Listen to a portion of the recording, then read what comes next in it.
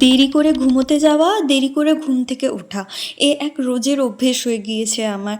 যদিও আমি অভ্যেসটা চেঞ্জ করতে চাইছি, দেখা যাক কতদূর কী হয়। তো সকালে উঠে আমি এখানে জল খেয়ে নিচ্ছিলাম, আর তারপর আমি আমার বেডটা ক্লিন করে নিলাম, কারণ নাহলে আমার আবার ঘুম পায়। তো তারপর আমি খেলাম ডিটক্স ওয়াটার। আর আজকে সকালের ব্রেকফাস্টে আমি বানিয়েছিলাম সুজি আর ডিম দিয়ে একটা চিলা, যেটা খেতে দুর্দান্ত হয়েছিল। একদম অমলেটের মতনই লাগছিল খেতে, আর দেখতেও খুব সুন্দর হয়েছিল। আমি ভাবিনি এত সুন্দর বানাতে পারবো। তারপর আমি পড়তে বসে গেছিলাম, আর পড়ে উঠে স্নান টান করে এখন লাঞ্চ করব। লাঞ্চে আজকে হয়েছিল বাসন্তী পোলাও আর সাথে মাটন কষা, খেতে দারুণ হয়েছিল।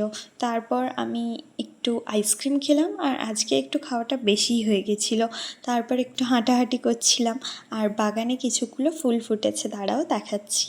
একটা রজনীগন্ধা গাছের স্টিকও এসছে নতুন। আজকের মতো এতটাই, ওকে বাই।